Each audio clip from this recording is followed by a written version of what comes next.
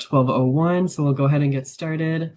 Good afternoon, and welcome to the Stroudwater Associates Capital and Facility Planning Institute. We're grateful you've chosen to spend your time with us today and to join a community of leaders who are deeply committed to the future of rural healthcare.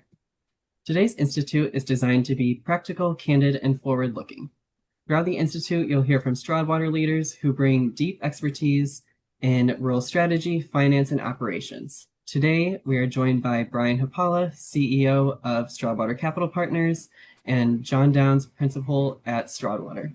And with that, I will hand it over to Brian. Awesome. Thanks, Brendan. Welcome, everybody. So wanted to really start today's session with sharing a context of when we hear about capital projects, what does that call typically look like? And frankly, it is, we have a set of plans. Can you help us get some money? And what we want to be able to share today is, frankly, that is exactly the opposite way to be thinking about your capital projects, because for a variety of reasons that we'll get into today. So that is going to be our main agenda to help you understand that through the course of the day. And as Brendan said, my name is Brian Hoppola. I'm the CEO of Stroudwater Capital Partners. We really work specifically to help get capital placed in rural health, behind rural healthcare projects, principally with the USDA community facilities loan programs.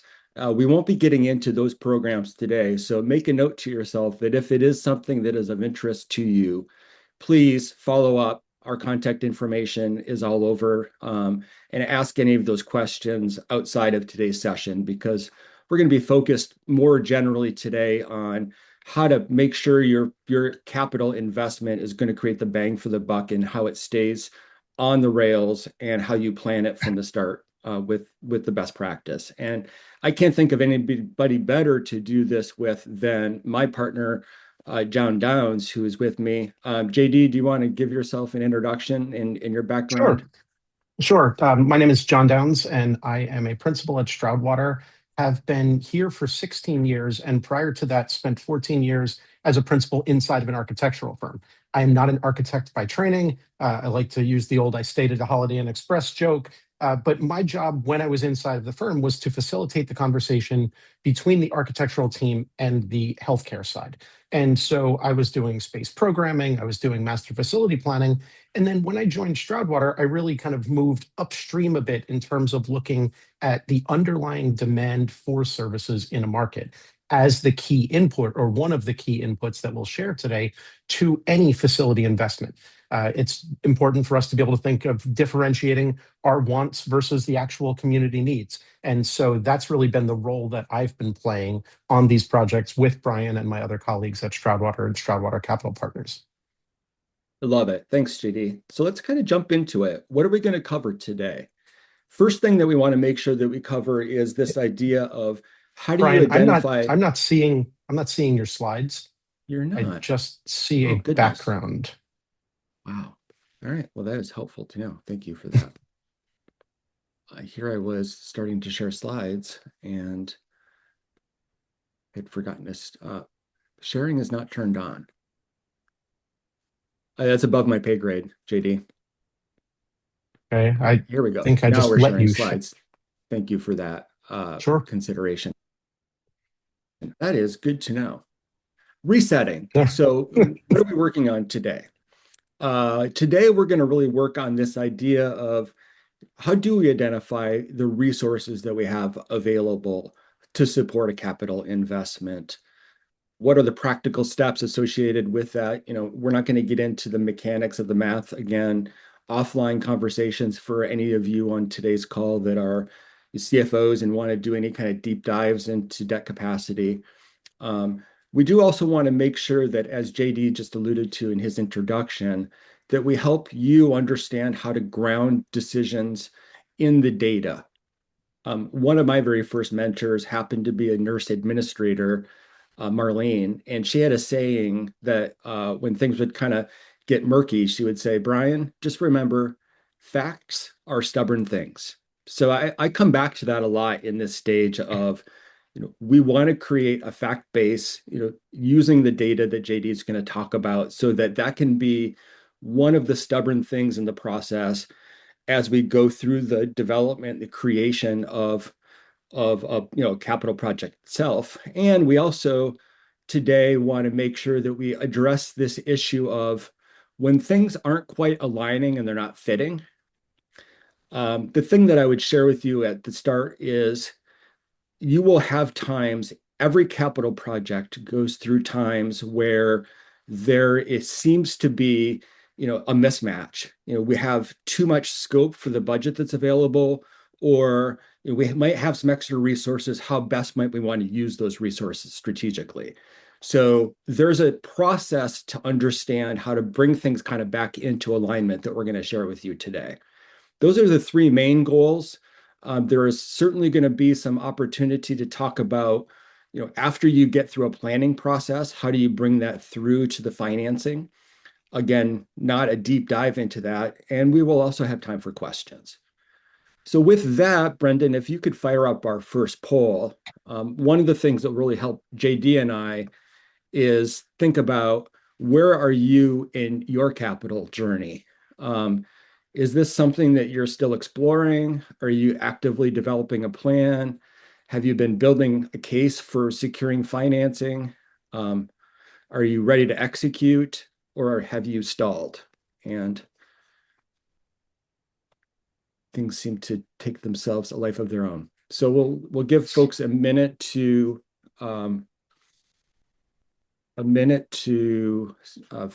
finish this question.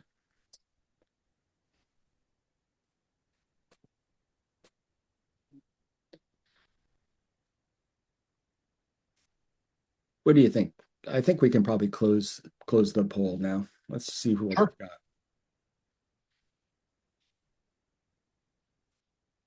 Okay. So, people, a majority of folks that are exploring or kind of in the early stages of developing a plan, I think this will be a perfect set of content to help you in those particular areas. And for those of you that are kind of, in the execution phase, we'll have some tidbits for you as well. Hopefully, for the couple of you on the call today that said you've stalled, we're gonna meet that. So these are things that we'll keep in mind and that we've really expected and see very regularly. So let's get into this idea of, what you can afford. And without getting in, trust me, I love a good conversation around some debt capacity formulas, but that's not today. Today, it is the big picture. And the big picture is, the first question people ask is usually the wrong question. It is, what do we want to build? Instead, the right question is, what can we afford to borrow? One of the analogies I would offer to you, if you're in a C-suite position, you've probably had the luxury of moving several times in your career. And it's kind of like when you go to buy a house. You don't go tour a bunch of houses, fall in love with one, and then go to the bank and say, hey, do you think I can get, this money? You get pre-qualified. And this is the same kind of idea. What we're trying to do is make sure that we are working within a framework of our reality. And so that is a sequence that then gets translated into a capital project similar to that same analogy. But if you were building a house and you start with the bank and you get pre-qualified, you go through and think about your family's needs and what that will look like as it relates to how your house is, what the spaces in your house want to look like. And then you go get an architect to put plans to paper and make that happen. This is the order that happens where that your project is fundable from the outset. It is also the process that is exactly the opposite of what typically happens, where we tend to think about a project and the first folks we call is an architect. So it is a different process, and it is really getting to this point of being downstream of understanding when we get to a funding process, there are really three big questions that a lender is going to ask you. They're going to ask, your ability to generate cash flow. That is usually measured through, it's called this debt service coverage ratio. That is a relationship between how much cash you're generating and your annual debt service commitments. They're also going to need to know and be very interested in your liquidity position as measured by your days cash on hand. So, we need to make sure as you go through a process that you're paying attention to these ideas around, what the lenders are going to be looking at, and also, any kind of existing debt that you have, because existing debt tends to have obligations for you around what you can do in the future related to additional indebtedness. So we don't want to get ahead of ourselves, plan something, and then realize, oh, geez, our hands were tied or constrained in this other way. Quick example on that, we were working with an organization in the Mountain West that was looking to do a medical office building and thought that they had double the debt capacity that they did. And when you looked at the covenants of their existing bonds, it turned out that their cash flow could support more, but they had a different type of limitation on their ability to borrow that was buried deep in the weeds of these legal documents around their additional indebtedness. So strong considerations at the outset to be looking at your projects like lenders look at them. Last but not least, before I turn it over to JD to talk about the data sources, it's important, we find, to recognize that when we go into projects, we all are bringing, a different set of perspectives. And we see very regularly that these are all very well-intentioned parts of the organization, leadership roles. The CEO is got their hat on for a certain, point of view. The clinical team, the board, you see, everybody's kind of bringing their perspective to the table. And one of the challenges that we see in a process is keeping everybody kind of up to speed and then in the loop, easy for me to say, up to speed and in the loop as appropriate relative to the planning process. So what you try to avoid is, unfortunately, what we've seen more than once. One time, we had a CFO actually come by our booth at the National Rural Health Association's Critical Access Hospital Conference and say, as you do, you strike up conversations. And she said, so I'm wondering about, financing sources. And we were having a conversation about what type of project she was looking at. And she said, well, I don't really know. The clinical team, said that they're looking for X amount of the money, but I haven't seen any plans yet. This is the opposite of what we want to be doing as it relates to, creating misalignment on the front end of a process. So there, again, is a really important process that starts with the data for getting people on the same page. JD, why don't I turn it over to you from there, and you can jump into the data and the data sources.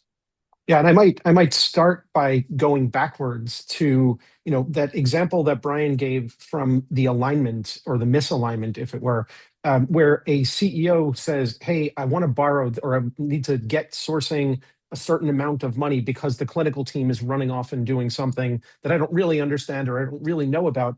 It works in the opposite direction too, also to the detriment of an organization.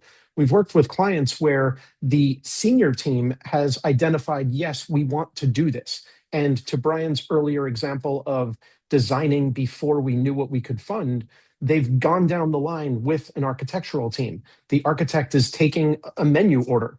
I'd like 6 of these and 9 of those and 14 of those and 13 of these, and talking in user meetings with end users, with nurses on the nursing floor, folks in the emergency department, with surgeons. And then you get to the end of that process and realize I can only afford a quarter of the things that I just did an entire menu list with my staff.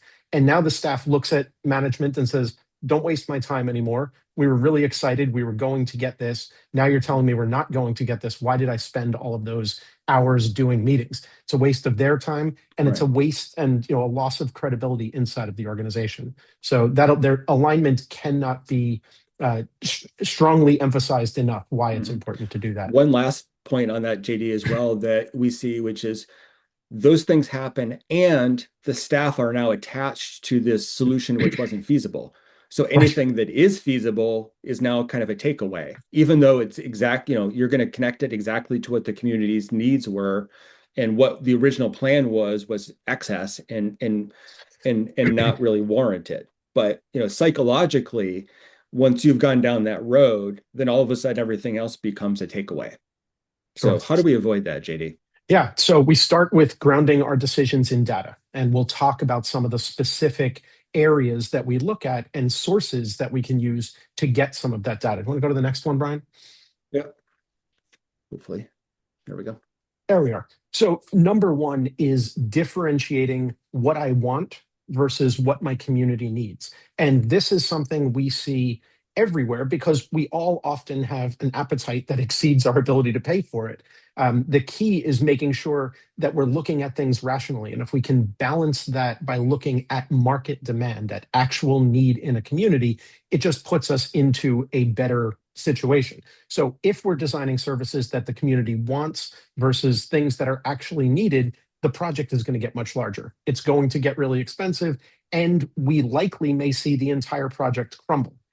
If we ground those decisions in demographics and utilization and realistic assumptions of market share, we have a much better opportunity to either afford the entire project that we're talking about or understand where we can do something incrementally. And we'll talk a little bit more about that in a bit. And it's just really important as we think of our long-term facility needs that it matches the demand within the actual community that you're working at.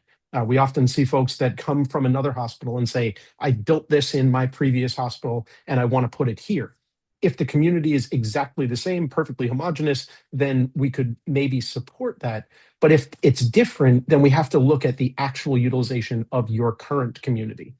So we all want to provide more things locally, but it's really critical to balance the desire to provide it. That's great. We should desire as rural healthcare executives to provide as much as we can locally in the community. The next piece, though, is great. We desire to do it. Is the demand there? Are there enough cases of X, Y, and Z for us to provide that service? Oftentimes in smaller communities, we may look at something like nuclear medicine. So nuclear medicine, I can do this stress test, I can have someone go into a nuclear camera, but the number of nuclear medicine scans, if I capture 100% of the market, is 400. Is that juice worth the squeeze in order to buy that equipment, hire the providers, make sure I've got the right staff? Those are things that we want to know before we commit to putting in a piece of equipment like that. The other things become safety. And so, that's beyond necessarily the demand of a market. Let's say there is a demand for obstetrics in a community. And, this is an area I'm sure is near and dear to the hearts of many in rural America as we see more and more maternal deserts and the inability to get a place to deliver a child. However, in smaller communities, if the actual utilization of obstetrics is small, and we don't capture 100% of the market share, do I have the competency to be able to deliver that service? So we've got to ask that question as well. And then finally, the financial viability of something. We have the benefit in many of our facilities of the Medicare cost report. We're able to get some amount of cost-based reimbursement for things, but does, the overall program kind of pencil out? And not every program is going to be a moneymaker. Certainly we have things that help support other programs that are mission driven. But if there is no margin, it's kind of tough to deliver on the mission. And so as Brian gets into the financing side of things, it's going to be critical to say, well, yeah, I know you wanted to add these services, but that is going to be financially disadvantageous to your organization. And we've got to make sure we remain viable so we can afford to do projects. So I'm going to launch a poll, if you would, Brendan. Thank you. So really, one of the things I look at is starting with data, but we have such challenges oftentimes getting data. So I'd be curious from your perspectives, where do you source that reliable data? Do you get it from state and hospital association data repositories? Some states have that. Do you have proprietary subscription sources, whether it's the advisory board or SG2, IntelliMed, Meritive, Stratasend, whatever person is out there peddling their wares in terms of market? Engage external advisors, like a consulting firm that has access to some of that data, or other sources. Or we don't even look at data. So as we look at this, it seems like the very vast majority of our respondents are getting their data from state and hospital association data repositories, and that's actually a great place to get data. I'd love to hear which states are doing it really well and which states are not, because one of the challenges that I've often seen is, when we say that we've got all payer market share data as an example, do we really? Or does that include everybody? Is everyone submitting equal? So we can end that poll. Looks like we've got some folks that engage their external advisors. A couple of people honest, we don't look at data, don't have any idea about it. But yeah, it's great to be able to get that access from the state and hospital data repositories. Next one, Brian. Got it. There we are. There we are. Perfect. I didn't know if it was because I'm so far away that it was just taking a while to load on mine. So when we start with evaluating market demand, we have to understand the service area that we're providing care for and do some analysis of that. Understand inside of that service area, what are the demographics and the trends relative to population, what's happening in the market in terms of how people utilize services and what's projected to happen in the future. We've got to understand our piece of that and what others are looking to do inside of our market. Really a competitive landscape assessment as we think about market share. Market share is not static. We can choose to be in the program or choose not to. We take 0% market share. But if we have 50% market share and a competitor comes in and undercuts us on price, has better access, then we're likely to see degradation in our volumes. So we really want to understand that. And I'll talk a little bit more in a second about throughput and capacity analysis, but that's the one where we have the most control of what we're looking to do.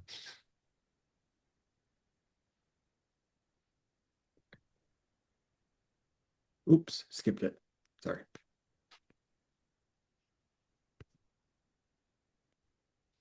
Yeah, it looks like for some reason, there it is. Okay, perfect. Thanks, Brian.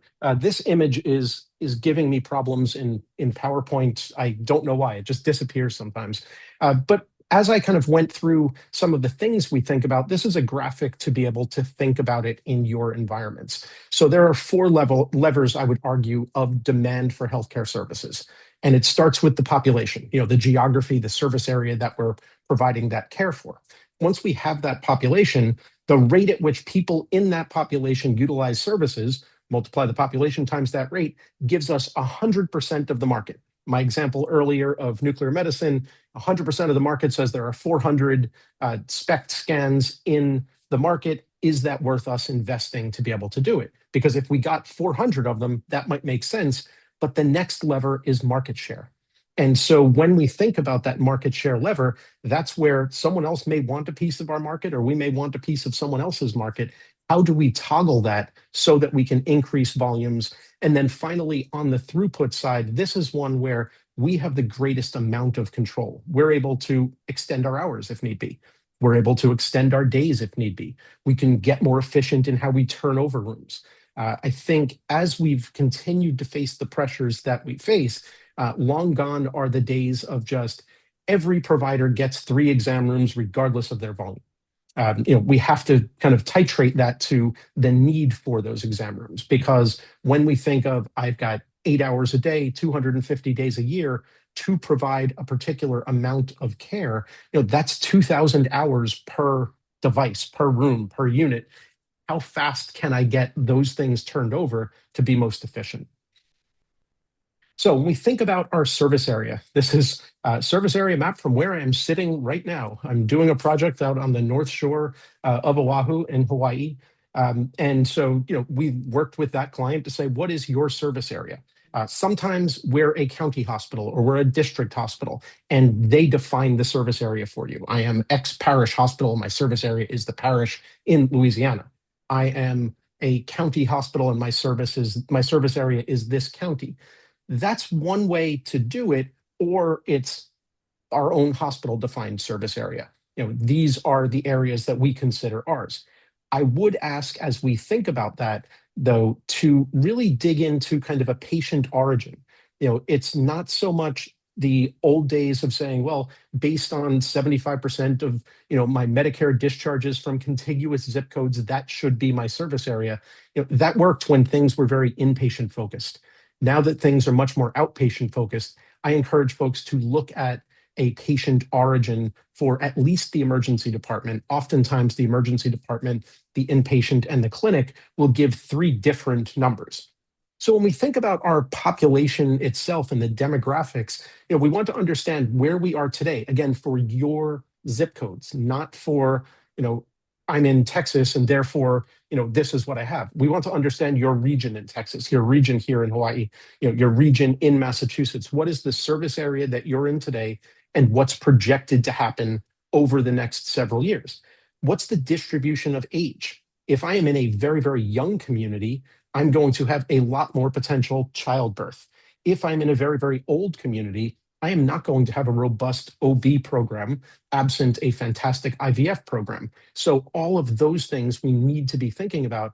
Who uses healthcare services more frequently? It's the folks in the 65 plus age cohort. And so when we look at population, we say, okay, here's what that is looking like. We have significant growth in the 65 age cohort. We're going to need to provide certain services for that. Other things, special groups, if you're near a university, if you are in a significant tourist population, if you're near a state penitentiary where you're providing the healthcare services for inmates, all of those may not be in your baseline population. So I want to think about those and then figure a way to build them into your market demand. The dynamics of the market are also critical. Understanding who's coming in, who's coming out, what are the competitors looking to do. And then, finally, health equity. It's really important for us to understand not only here's what the data says about our market, but ask ourselves the deeper question and say, if we're basing that on historical claims in the market, are there folks that aren't seeking care because they can't? Are there folks that are unable to be counted and they're still going to show up in our emergency departments? So when we think about all of that, part of the challenge for us is to say, let's put some actual numbers on that. And so when we think of that from a utilization perspective, this is a listing of several outpatient services. Along the left-hand side, the various service line, labs, exams, x-rays, ED visits, CT scans, MRI. This tells us for the zip codes that we're looking at, and we use a company called Meritive to make those estimates, for the actual zip codes in those communities, here's the expected volume. We then use a similar approach with Meritive to say, 5 years from now, what do we expect to see? And are all boats rising? Are all boats sinking? So once we understand that, JD, we can look. Yes, Brian. May I interrupt just for a moment? A lot of folks had mentioned in their poll that they're using state hospital association data. Can you speak just quickly to the distinction between the sources of what you can get out of that versus what you're showing right now? Sure. No, thank you for calling that out, Brian. So if I'm thinking of state or hospital association data, if the state purchases data, projections such as this, they may be able to provide this kind of data for you. Oftentimes, what the state and hospital association is able to provide is kind of look back data. It's historical data. Here's what happened for particular services. I have yet to see a state that will break things into a very, very granular level in terms of here's what is actually happening in our market. And the reason for that is if everyone doesn't need to submit what they did, so let's take imaging as an example, we may get good data from hospitals relative to their diagnostic imaging. We may not get that data from for-profit imaging centers, provider-owned imaging centers. And so are we getting a true count? I think making sure that we've got some claims-based aggregation of volumes today and then building the demographics and understanding what that future looks like, that's really the key. Do you think that hit it, Brian? You've done this too, so. Yeah, no, I think so. Yeah, absolutely. Perfect. So now we're going to turn it into some space. Yes, absolutely.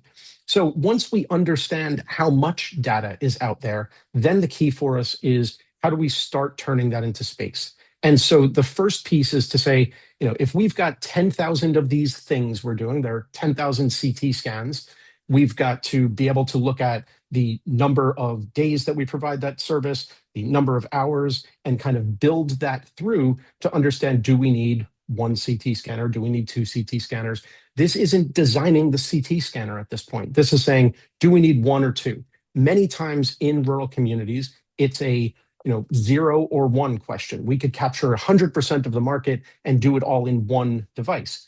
Other times when we think of emergency room, beds, operating rooms, those types of things, we might need significantly more than one. And we've got to think about how do we deal with the peaks and valleys that are kind of inherent in some of the low. And just another example on that, JD, which ties back to your prior comment around needs versus wants. We have a client that is actually led by a trauma surgeon. He's the CEO of the hospital as well, but his training is as a trauma surgeon. So, he talked to the architects and it was, we're going to have a CT in our emergency room. It's just like, standard of care from his point of view. And really taking a step back and saying, is the community really sufficiently growing to support that, or can it support it now? And how does that play into the other factors you mentioned around their trauma designation from the state perspective? It's not a hard no, but it's definitely backing things up with data as opposed to just following the question or the direction of the CEO who happens to also be trained as a surgeon relative to what he would like to be able to see.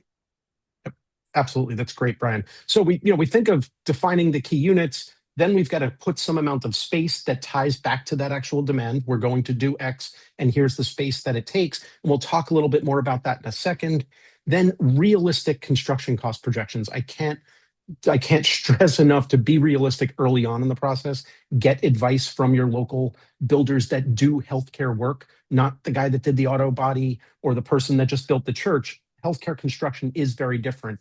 Understanding what those costs are in rural markets is critical. And don't forget, it's not just about the sticks and the bricks. There are a whole bunch of other things. There's equipment, there's IT, site work, contingencies, financing. We'll spend a little bit of time talking about each one of these. So when we think of the key planning units or KPUs, the question is, how many do we need? So we established our volume targets earlier. We want to capture 10,000 of these things. If we did that in 8 hours a day, 250 days a year, as I mentioned before, that gives me 2,000 hours. If I did it 10 hours a day, 250 days a year, that gives me 2,500 hours to put the same volume through. And so this is where I mentioned we have flexibility to be able to do that. Before I build the next square foot or the next device, is there something that I can do from an operational perspective that I can start much faster than any construction would ever do that would decrease my need for building more?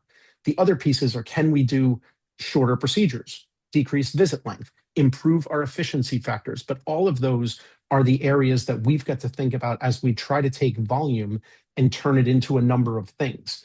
When you're starting out, it is important, in my mind at least, to think about the primary drivers of space in your facility. And sometimes I get groans when I do facility master planning from folks in some of the support departments, biomedical engineering. And it's not that those aren't critical, but they're not the big blocks of space that we've got to think about. So I always want us thinking about, what do we need from a square footage perspective for beds? What do we need in the emergency department? The diagnostic imaging spaces, procedures, the clinic exam rooms, all of those things represent 80% of the square footage. And then the other 20% are the ancillaries and other smaller departments. A couple of things when you're thinking of facilities. People will say, well, it's 100,000 square feet. So we've got to understand what that really means, because one number may be very, very different from another. So net square feet is the first one. If I'm sitting inside of a room right now that is probably 210 square feet, that's the actual space inside the room. Oftentimes you'll see me, if I'm in one of your facilities, And I walk in, I look up immediately because we count reflected ceiling tiles to be able to say, each one of those is 2 by 2. So, boom, boom, boom, boom, boom. We can count, here's how big the room is in each dimension. And it gives us our net square feet, the space inside. Well, if we look at that, like, I may be in an emergency treatment room that is 144 square feet. It's 12 feet by 12 feet. Okay, that's the net square footage of that room. How do I get into that room? What about the walls in between that room and the next room? That's where we've got to put a grossing factor, which changes based on the kind of department to account for those internal corridors and the interior walls. In my example of a 144 square foot emergency room, there is a corridor that is required to be 8 feet wide that sits right out in front of that, and it will run across the entire side. So now I've had to buy the 144 square feet plus the 8 by 12 corridor that is out in front of that. Now, I may have someone on the other side of that corridor. They can share the cost, if you will, but that's the departmental gross square feet. Then the final one is the building gross square feet. And when you're thinking of actually building something, this is the number you're paying for, because it's not just the usable square feet, it's all of the other square footage to let you use that. So that's the departments that we've got from departmental gross square feet, the major corridors that go between departments, big circulation spine going through the organization. That is the major corridor. The elevators and the stair towers, those are vertical circulation that we've got to plan for in terms of square footage and cost. The exterior walls, and then all of the mechanical rooms and electrical rooms and all of that. When we add all of that stuff up, that's what you're building and that's what you're paying for. So if someone says, I did 100,000 square feet, we want to understand which one of those are they talking about. If it's net square feet, I multiply that by 1.4 to 1.6 to get to departmental gross. And then if it's building gross, it's another 1.15 to 1.2 on top of that. What will it cost? So we understand how big it is. We've got the building gross square feet. Now we've got to apply a construction cost per square foot at the beginning of a process so that we have some rough idea of, can we afford to do this, right? We did our cost estimate earlier, or our financing estimates earlier. Here's what we could afford to borrow. Now we understand how much it cost. Did those match? That's going to vary by department type. It's much more expensive to build an operating room than it is to build a clinic exam room. It's going to vary based on the region of the country. I am sitting in Honolulu, Hawaii right now, and it is really expensive to build here because we're going to have to ship everything in. If I'm in a rural community, I may not have the expertise of the builders and the subcontractor trades in my community. That may increase cost because folks have to come in. Are there even the availability of folks in the community at all? Or am I not going to be able to get the really highly skilled subcontractors? And I also have to think about competition for the contractors. If there's a lot of competition in the market, not just your industry, but other industries, that's going to drive up the construction cost per square foot. So we want to understand that. Once we understand the construction cost, some people will refer to that as sticks and bricks, right? So it's the walls or the wood, framing and the bricks on the outside. But there's all the other stuff, the fixtures, the furnitures, the equipment, being able to say, I actually want a light in here, or I want a chair, or I want an MRI, a little more expensive. Got to plan for those costs as well. Then things like fees, right? Are there architects that are involved? They're going to look for 7% of the construction value, or 8.5%, or whatever it is that they're negotiating in your market. Consultants, financing, contingencies. The less data we have in the beginning, the less detailed our design, the higher our contingency should be. As we refine things, we can lower those contingencies. And then finally, the cost of financing. We've got to think about that also. And JD, if I may, just put a Please. capstone on this. In the financing process, we call these uses of funds. And so you will often hear about this idea of sources and uses. So the sources is, where's the money coming from? If you're going to be borrowing it, what's the program you're going to be borrowing it from? How much equity are you contributing? And the sources and uses need to balance, as you could imagine. So, the costs that JD just delineated are important to get a handle on early in the process and then refine over time, and continually make sure that our sources are able to balance that. So if our project costs go up a little bit, do we have a little bit more capacity to borrow a little bit more? Or can we contribute a little bit more equity? Or can we create a fundraising plan? Can we bring some grants in? These are all things that we look at. So I just wanted to ask or add that kind of as a capstone to the uses, Yeah. how y'all spend Thanks, Brian. the money that we source. I think to this point, we've kind of thought about things from I'm going to do something really big. We've looked at our Right. financing early on. We understand our capacity, and I want to build a replacement hospital. And I could afford $80 million, but then I started looking at it and it was not 80 million, it was 110 million. So what Mhm. happens when kind of the numbers change the plan? I wanted to do this big thing, but I realized, even though I could afford it at one point, it turned out to be more expensive. So I've got to go back into it. So we'll look at a couple of different ways that we go about addressing that, adjusting and addressing, try to get those together uh, Yeah. when we're looking at a facility project. Yeah. And then we're going to fire up another poll here, and not to predispose people's responses to the poll, but one of the other things that we often see around this entire process is that we're talking about it as a proactive process. It is often a reactive process to some crisis that's happened.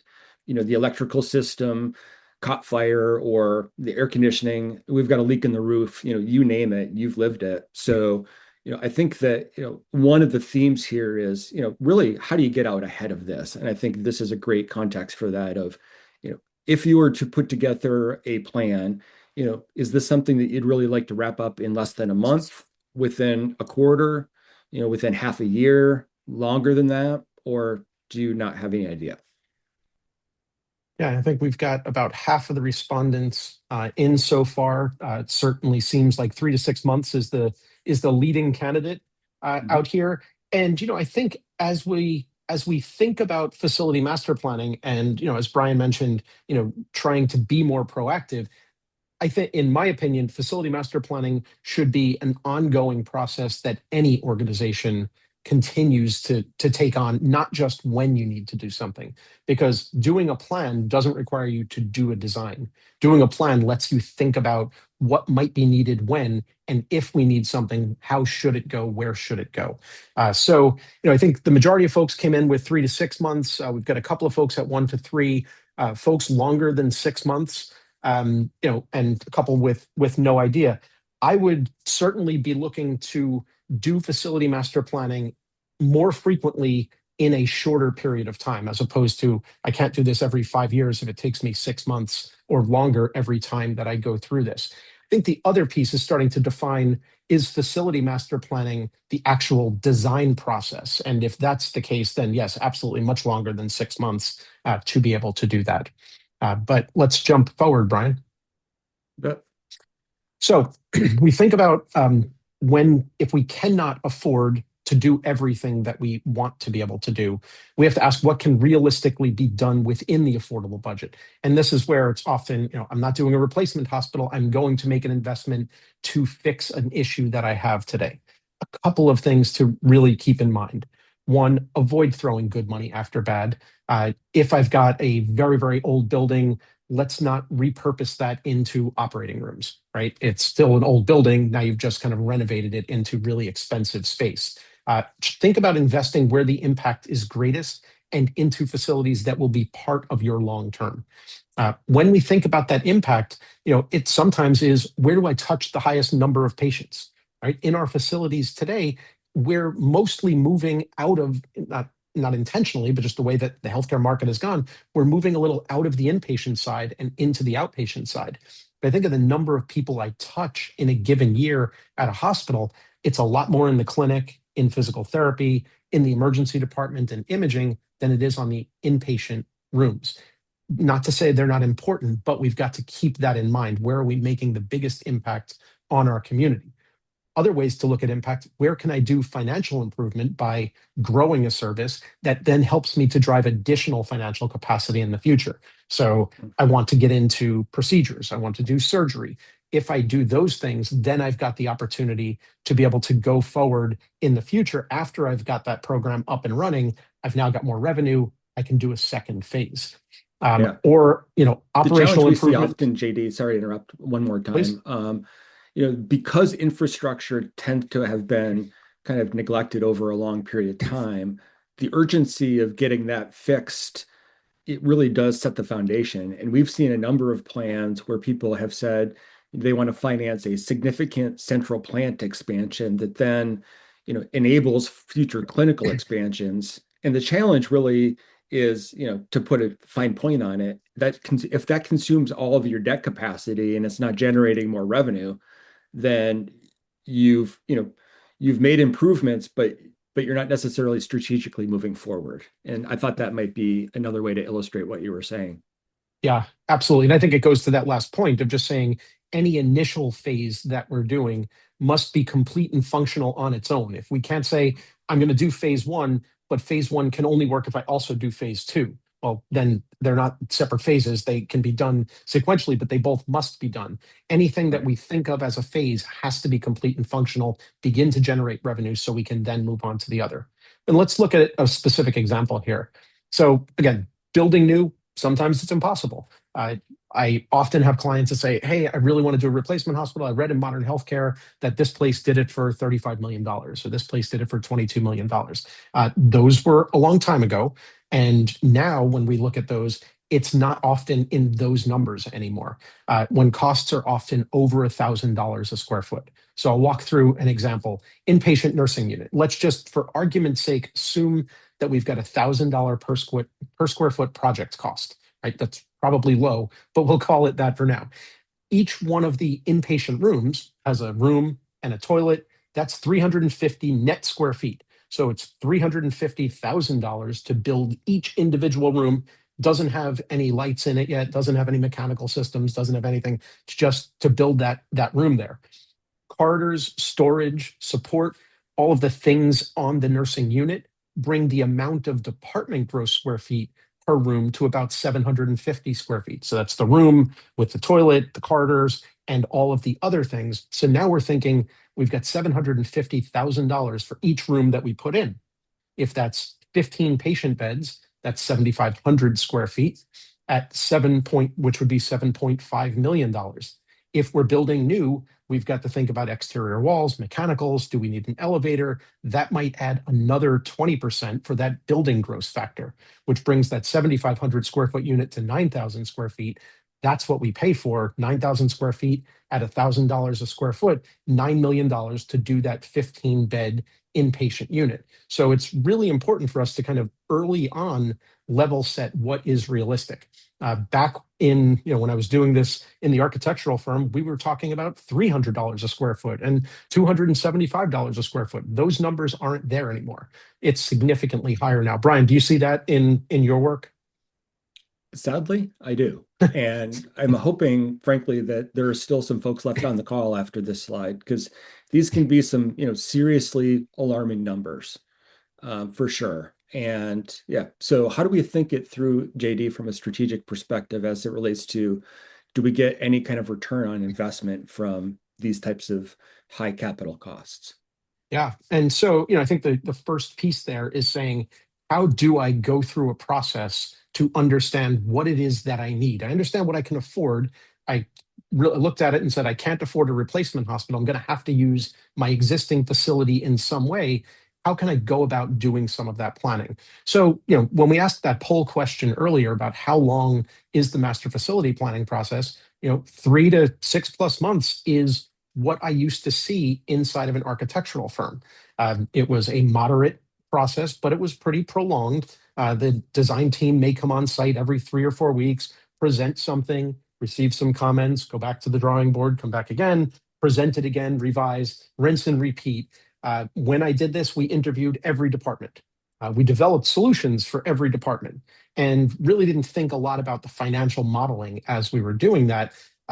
What I think works a little bit better is what we call a charrette master facility plan. So charrette comes from the French, the École des Beaux-Arts, Paris, years and years ago. The cart that they would come by and pick up the designs from the architects is where they get the term charrette. And the architects would jump on the back of the cart and continue to draw their sketches as they were getting submitted. So it was this short, intensive design effort to get to an answer quickly. So when we think about that, we can do a master facility plan in 4 to 6 weeks, start to finish. Well, how is that possible? Because you're not designing for every single department. You're designing the big blocks of space to understand, or not even designing, planning the big blocks of space to be able to come up with what those major issues are. How do we begin to solve them? How do we phase? I would say one of the, excuse me, one of the most important things when we're doing facility master planning is identifying where not to put something, because I need that space for my next project. I remember one of the first master plans that I did when I joined Stroudwater, using this charrette approach, went onto the client's campus. It was a bit of a larger hospital, wasn't a critical access hospital. And they had lots of parking needs. So they had built a parking garage at some point. But when we got on site, emergency room was the biggest thing that they had to deal with. Said, okay, let's look at it. The easy way to do that is just knock down this parking garage, move it someplace else, and expand the emergency department over. And the client said, well, we could do that, but I would get fired because we just opened that parking garage 6 months ago. That was a major need. And we did that. I said, well, here's the problem. You scratched today's itch. You solved the big thing at that moment, the parking garage, but didn't think long-term what I might have needed in the future. And so now we can't expand the emergency department to that location. So the ED has to move to the other side of the campus. Okay, it's not the end of the world. It's going to be expensive. But now the ED has to connect to the elevators that went up to the beds, and they're all on that other side of the campus. Now I've got to move the beds and the emergency department, and I need to have the imaging go with the emergency department. And what could have been a $20 or $30 million solution became a $300 million solution. It's doable, but had we thought about that earlier, not put the parking garage there because we knew that's where we'd eventually move the emergency department, they didn't have a master plan. They just had a project plan. So it's really important to do master planning, as frequently as you possibly can to understand what the opportunities are on your campus and avoid putting something in a place that you really need for your future solution. Next one, Brian. Yeah, JD, just before you go on, I want to set the context for what people are about to see. The level of planning that you are describing and what you are about to show in the USDA financing application process constitutes one of the major application requirements, which is called a preliminary architectural report. So they don't want, just as we've been saying, you'd have to invest a tremendous amount of money in extremely detailed plans, that are designing to the way JD is talking about, at a certain level of specification. So I just wanted to, before you went through this, JD, make sure that people understood the context of, with this level of planning, one would be well along their way to securing the financing in support of a project like this. Yeah, thanks for that, Brian. I think, it's important. You can see, as Brian and I kind of interact with each other in this process, it's because the financing and the financial capability and understanding where we might go for financing at some point should always be part of your design process, of your planning process. It's not one and then the other. It's, we're going to understand our capacity, then we're going to do some design, but it's a circle that's kind of continuing to reinforce itself. When we think of master planning, this is an example from a client that we worked with a couple of years ago that had one of those old Hilberton hospitals, right? They had part of it from 1952, the original building from 1922. They added something on in the 60s. They added something on in the 70s, and that was their hospital. Then they had another facility in the back that they had renovated more recently, beautiful clinic space, and that was done in 2022. When we got on the campus to do master facility planning, we looked at this and said, the 1922, 52, 64, 78, let's figure out a way that we can eventually phase our way out of some of that space to minimize investment in those really outdated structures. Make sure that if we're going to come up with an option, that it's absolutely realistic. It can't just be, an architectural pipe dream. And again, back to that earlier conversation, providing the greatest positive impact to the organization. So when we got there, they had previously done master facility plan, and we said, well, we'll take a look at that and see if that might work for us going forward. And so that was one of the options that we pursued. The challenge there is that the pink L that's labeled surgery CSS, that's where surgery is today in that 1952 space. The plan from their architect was to do a phased renovation of that space, excuse me, to do a phased renovation of that space while still providing surgery. Well, there was one operating room, and there were 3 total prep recovery PACU spaces and 1 central processing, all that needed to stay operational while they were planning a renovation. It could not be done. Someone said it would be great to do it, just could not be done. So we said, well, the things you were trying to accomplish, we can't necessarily afford a replacement hospital. This was a client that understood their debt capacity. They understood what they were able to do. So let's invest in the things that are going to have significant impact for us. And let's not throw good money at bad buildings. So instead of doing surgery in the center of this particular area, we looked at a new surgery center. This was going to be all outpatient, no inpatient surgery, connected to their clinic building, and then some minor renovations of the inpatient unit where it existed, the emergency department where it existed, improving circulation and flow, trying to keep back of the house separate from front of the house. And then in those older spaces, we actually proposed demolishing the 1922 building. There was no use in that building other than there were some administrative functions. Taking the 1952 building and instead of using that for clinical space, turning that into support spaces, things that we could just get some renovations done, wouldn't have to be high HVAC utilization, that's heating, ventilation, air conditioning. One of the things that often gets challenged in those small buildings, those old buildings, because they've got very low floor to floor heights, not a lot of space for ducts and things like that in the ceiling, which then makes it more challenging to use for higher end clinical services. We also wanted to make sure this was financially viable. Yeah. So JD, I think we're kind of coming down the home stretch. If folks do have questions, I would encourage you, we are monitoring the chat. Please do add a question, and in lieu of questions, I will bring us down the home stretch with the last bits of what was on our agenda for today. We've really belabored this point, which is, the point is, don't try to fix something at the margins if it's really a strategic reset. So I think JD really did a great job of already covering that. And what we have offered in summary is, that a project, and for those of you that were on the call today that have had a stalled project, it doesn't necessarily mean it's dead. It's time for a reset. And so what we'd recommend is circling back to the beginning. How do we reconfirm what you can afford given today's market? How do we make sure that we revisit the planning assumptions and re-put together a project that does work? So, where do we go after here? And this is where, we really think about, once we've finalized the scope, we move then into a design contract with an architect, map that to the financing structure, get the commitments in place, and get the financing rolling. So, we're just going to roll through the end of this here. A couple of really, I think, important things. Sources of financing mentioned at the beginning. We see most of the activity in rural healthcare be around the USDA Community Facilities Program.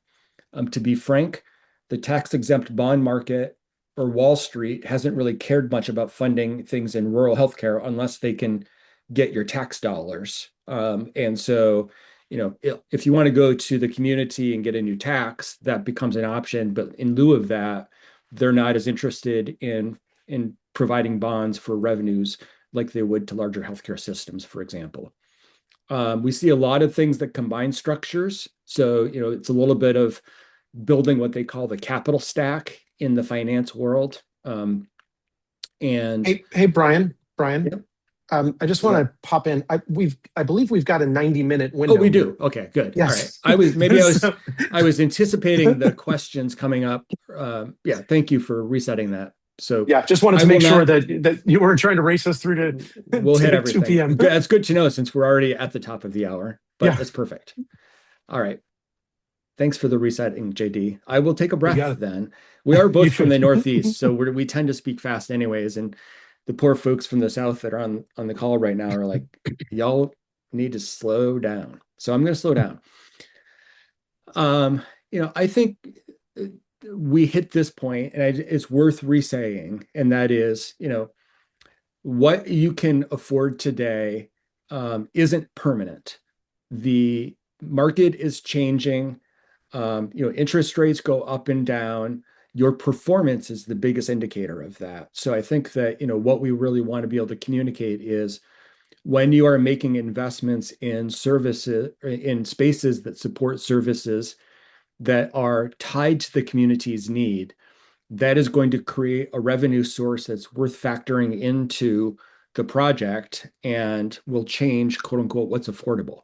So the three big variables are your operating income, your ability to generate cash, your liquidity, and any existing debt. It's those three things we talked about before.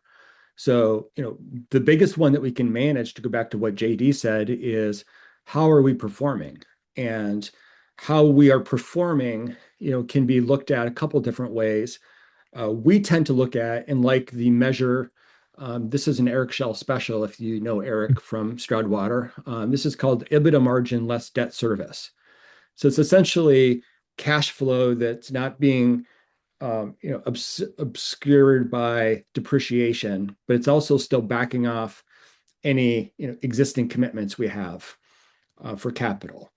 The data that you see here is actually from Stroudwater's 10th critical access hospital replacement study, where we have evaluated the pre versus post experience in volumes, financials, et cetera, for those 264 hospitals that have replaced, critical access hospitals that have replaced.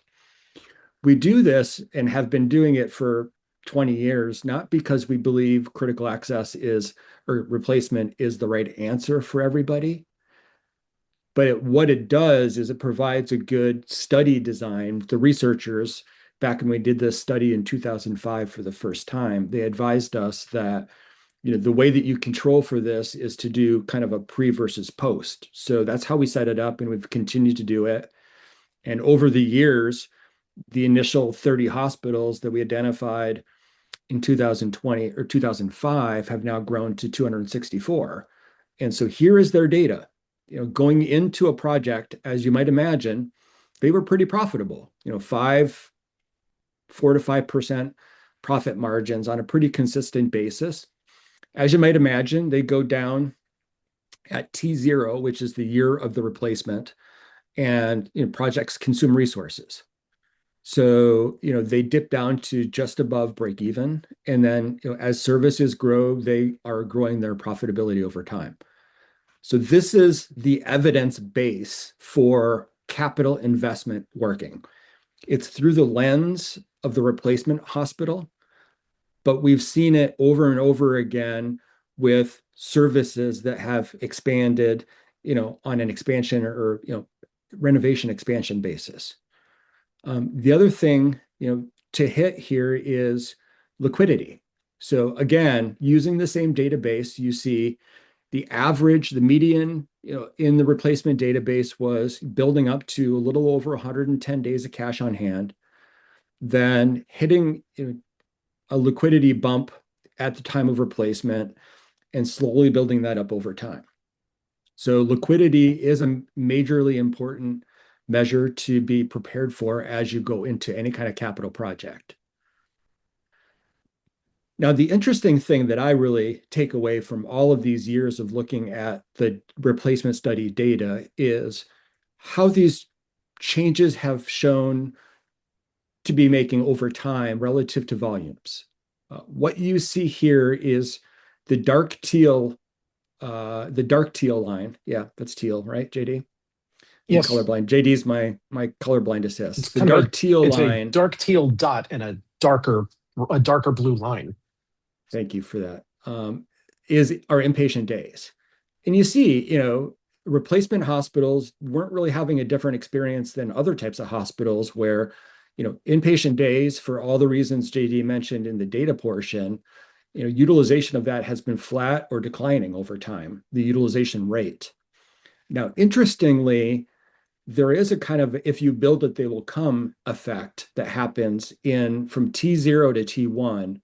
It is, in fact, the only time that there is a shown median increase in inpatient volume over the entire period studied. Then what happens is, things kind of taper off again.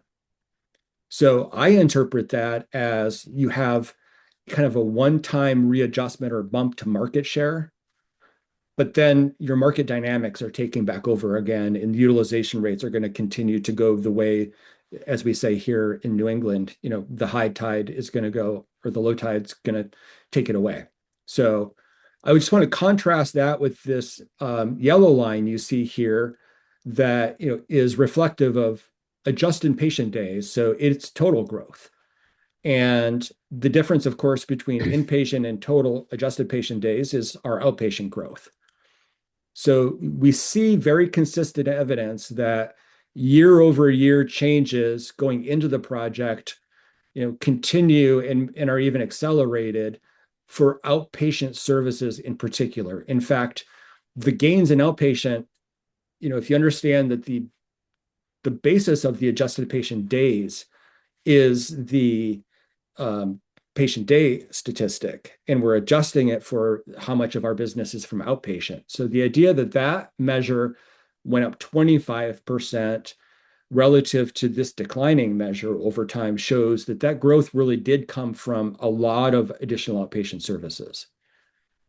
So what's the point, Yeah. Brian? I Oh, think go ahead, on JD. that, Brian, I think one of the key things we see in kind of those either replacements or significant facility investment projects is the desire on, and this graph shows it out, the desire on the patient's part or the community's part to check out the new shiny thing.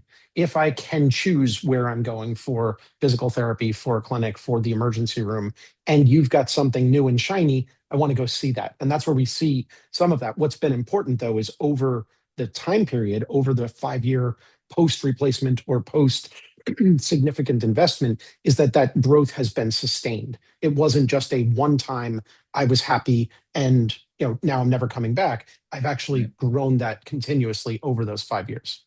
Yeah. And I think that shows, a real bias in a good way for people to want to get their healthcare locally. And the constraints that we have right now of space to not be able to do that are one of the major factors. So when we eliminate that constraint, more and more people over time want to come to our facilities and our services. So the takeaway for us relative to this in terms of how you think about it with your planning is the replacement experience may or may not be your experience, but when we take a step back and look at it through the lens of it just helping us directionally see what happens when we make capital investments, the takeaways are, we need to have a solid financial footing going into it because things do, predictably take a downturn. And obviously, if it's a replacement, the magnitude of the project will correlate to the magnitude of the downturn. So, this is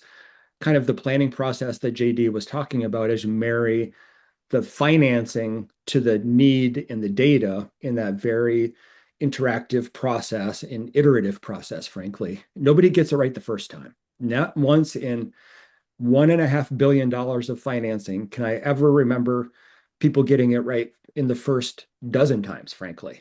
I mean, it is a very iterative process, and that is, I think, helpful to have that context going in so that we know, it might feel broken at some times, but then, we'll bring it back into alignment, we'll fix.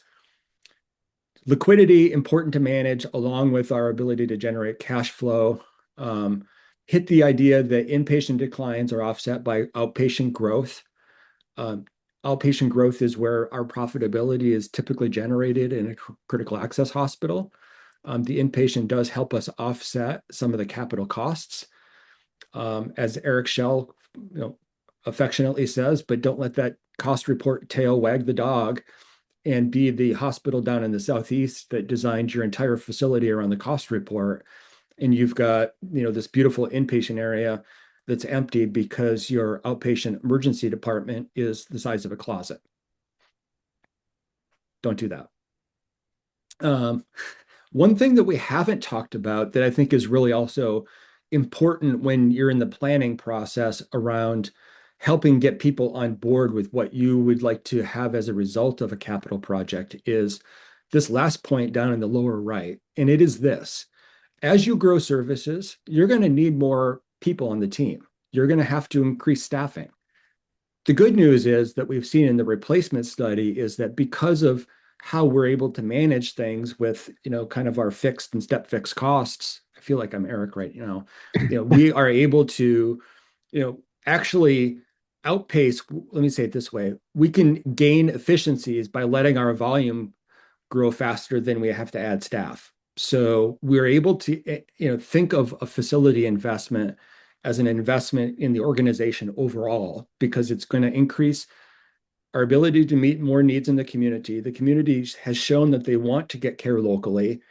And then that then creates a great ripple effect of needing to hire more people, which then creates a stronger economic base for our local community as we're, bringing in the best jobs that we can.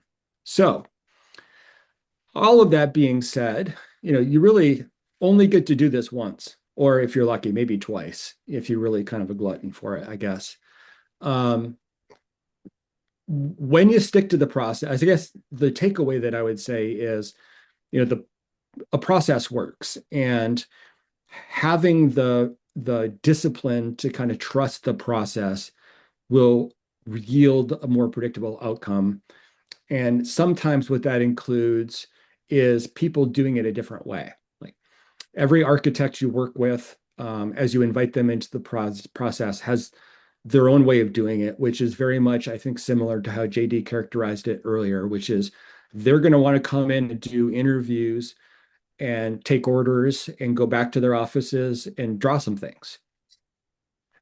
We had a client down in the Southwest that we helped them onboard their architect and made sure that the architect's contract included a target value design. So, they weren't just designing what sounded fun and cool.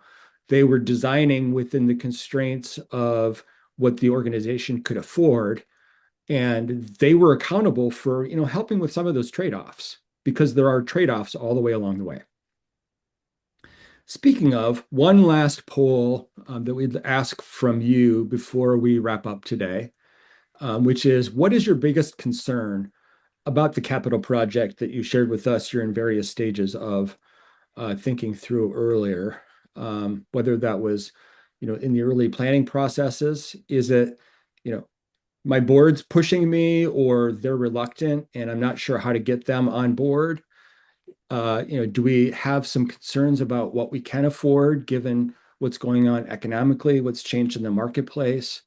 I know a couple of folks mentioned that their project was stalled initially. Are you trying to think about what your financing options are?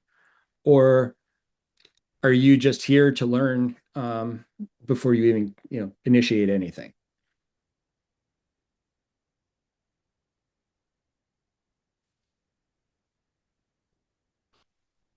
Now that we're going to the bottom of the hour, JD, I feel like I have all the time in the world.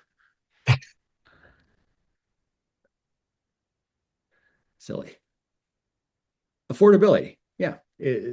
Stuff, I get it. So little over half of the folks in attendance, said, we don't know if we can afford what we actually need. And I appreciate that. It is a moving target.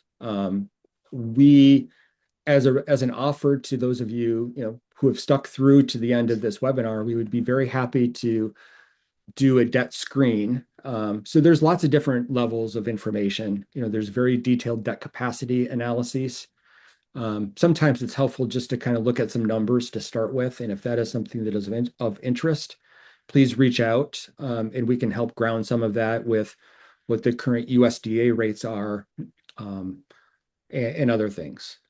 We hope that you are able to take away from today that it really is starting with the end in mind as it relates to our economics.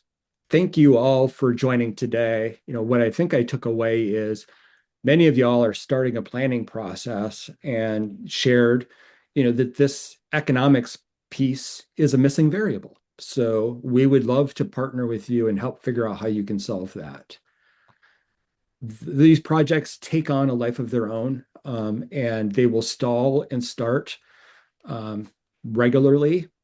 It is, helpful to keep a consistent momentum going on. As JD mentioned in the planning process, we at Stroudwater Capital have kind of an equivalent process on the financing side, which is a structure that keeps people talking and keeps the decisions, the information that you may need as it relates to the owner of the project, um, that you need to make a decision, that the team is kind of pulling that together for you so that each of your decisions as you move from an idea into a specific plan, everything is grounded in that data that JD was talking about. We do that by coordinating weekly coordination meetings. Typically they're between 20 and 45 minutes a week, but it's really as much discussion as needed at that time to support that project to kind of maintain this project momentum. So stalled doesn't dead, but each time it stalls, I think it might be a little bit harder and harder to get going again. That's not scientifically, that's just kind of intuitively.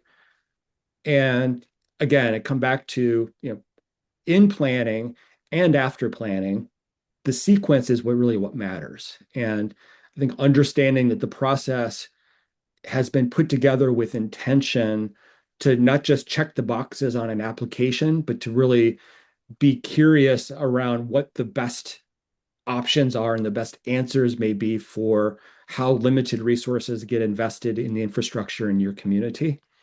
Um, so the answer is always different, but the process as we've laid out today, really helps, identify what that ideal option might look like for a community. So with that, just as I was anticipating all the way along, we have 13 minutes for any final questions. Or JD, any final thoughts from your perspective?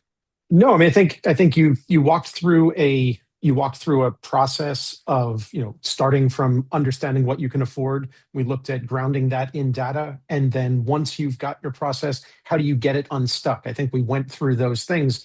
We do have a bunch of questions that have come through into the chat, so we could go into a couple of those. Yeah, let's do We've got that. someone Yeah, I like this idea raising. of how does it interface with the strategic plan? So we often hear JD about strategic planning. Is what's a strategic master plan and how is it similar to or different than a strategic plan? And do you do them at the same time, one after the other, upside down?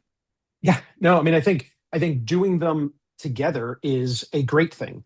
Certainly understanding where you want to go, that strategy side, and then how does that translate into how we execute on that strategy. If my strategy says I want to begin a service that I don't offer today and I don't have the space for, I've got to do some type of facility plan to allow that strategy. The piece I just can't stress enough, though, is not only to project plan. Don't just solve for the thing you decided you needed in the strategic plan. Do a master facility plan that understands how that fits into the context of needs that you may not have today, but that you'll likely have in the future. Again, don't put that parking structure right near where you may need to expand something, even though you needed the parking structure too. Let's see. Uh, when a capital project stalls because the initial vision doesn't match the real world conditions, who in your organization typically owns that misalignment and who should? Any thoughts there?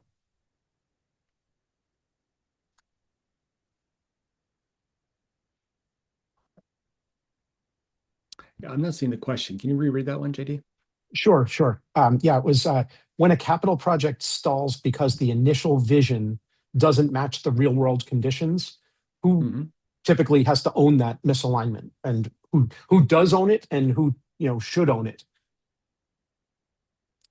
Yeah, I think what ends up happening is, yeah, and maybe folks can comment, put a one in the comments if you've ever been approached as a leader for somebody who asks you for money and doesn't share the plan with you. So I think what happens in reality is it becomes the CFO against everybody. I think the best practice is that it is really something that gets owned by the leadership team, however that gets defined in your organization.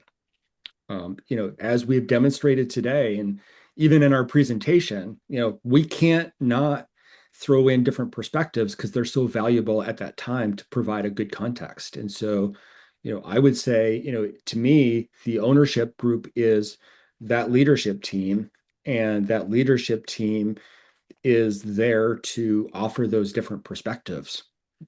What are your Yeah. thoughts, I, JD? no, I think you hit it exactly right there, Brian. I don't have anything to add to that. There was a question also from the audience. Do you have a spreadsheet template that can be shared to help us build our capital project? Are there tools that we've got that we can share with folks? We definitely have some tools that take what we've shared today and make the math very like explicit and easy. That is what I would offer. We could help you set up after this if, with a little bit of context of your financial statements.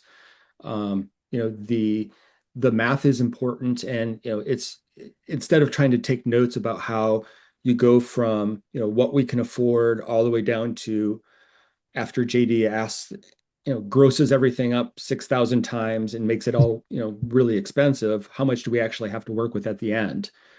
So that is something that we can certainly offer. I think it is of value, to translate it into reality. Um, you know, Yeah, there are I would ways that I offer think, the yeah, same. go ahead. I would offer the Yeah. same thing on the volume side of things. Being able to look at kind of a simple throughput model to say if we had X amount, if we had X amount of volume, how many rooms, how many key planning units do we need? Those are Mhm. templates that we can certainly share. So just feel Right. free to reach out on those things. Um, Another one that came in, how often should we do a facility master plan? I would say certainly anytime you have a significant change in strategy or a significant change in volumes, you should understand what that's going to mean for your facility. I don't think there's anything wrong with doing a facility master plan every 5 years. Or even more compressed than that. Again, if you can do it in a rapid fashion, as opposed to spending 6+ months doing it, and focus on the big picture things. Don't worry about Mhm. detailed design. It's about your campus, it's about adjacencies. That's what master planning is. Should always have something that you can go to and understand. This is our roadmap for future Yeah. investment on our campus so that you're ready when it's time. You may not be able to afford anything today, but doing a plan may still be the right move for your organization. One of the other things I want to pick up off that, JD, another question that came through were what the pitfalls were. And I think that, one of the pitfalls that we see is kind of inflexibility. I think the way that it tends to show up is, people have had these initial conversations, those initial set of plans got drawn that we talked about, and then, that's what people want. And anything other than that is what they don't want. And so, I think that the pitfall is getting attached too early to quote unquote what the right answer is. And I think one of the things that you do such a great job of in the process that you've talked about is, not only inform decisions, but, really kind of broaden the lens of what we might even consider to be, hey, have you thought about it this way? So having a Yeah, fresh no, perspective and a fresh pair of eyes, I think is very valuable. yeah, I mean, I would say the pitfall, and I'll beat this drum until the end. The pitfall for me is planning a project or designing a project before doing a plan. And Mm, so, whether that's the parking garage example or it's, any host of things, if we spend a bunch of money, we then feel as though we're locked into that location. And I remember telling a client once, I know that you just invested this amount of money in this space. But if you want to solve this once and for all, they couldn't afford to do it right then.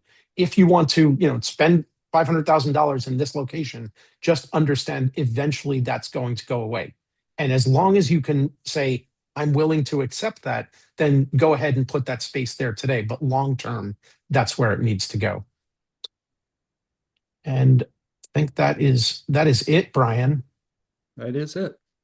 Um, Thank you all very much for your attentiveness Yeah, thank you. through this process. You've kept me awake on an early morning here in Hawaii. And I appreciate everyone that stuck around, and always love chatting with Brian. Feel free I'm to not going reach to do a out. poll, JD, but I can guarantee nobody on this call feels bad for you right now. I just want to make sure that we're clear on that. Nobody. Okay. But yeah, and You thanks should feel everybody in all seriousness. perfect. Any follow-up questions, feel free. We will send out the information, the slide deck to all of the folks that did register, and our contact information is in there. So I look forward to future conversations. Thanks very much, everyone. Yeah, likewise. Thanks everybody. Cheers.